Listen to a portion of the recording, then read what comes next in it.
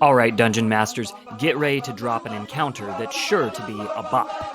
Here we have our typical D&D setup. I am using the 2024 rules.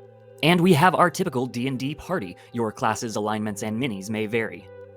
In this session of travel, your party is going to come across a very curious scene. We are going to quickly draw a simple river, a shoreline, some trees in the background, and just a little bit of set dressing. Now we are going to meet our Big Bopper himself.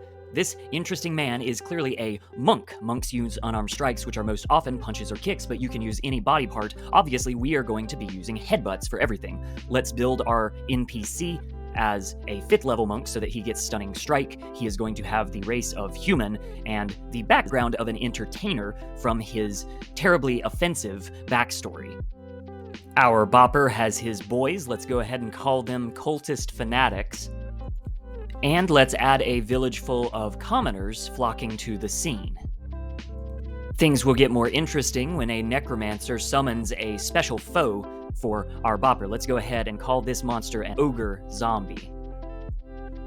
And of course, we are going to have our red-robed individuals performing a ritual to summon a fiend. Now, these could easily just be death cultists. However, I'm going to get a little more spicy with it, and we are going to use Night Hag stat blocks with Coven magic. And for our big boss monster, I was thinking this guy looked a lot like a Garistro demon, but we are using a pentagram to summon him, meaning that he comes from the 9 hells rather than the abyss, so I'm going to use the Horned Devil stat block. And so we have our complete scene. Your adventurers will enter into the situation, which will be bizarre, and they will have to determine who is the good guy, who is the bad guy in the situation. Maybe they assist the Bopper in taking down the devil.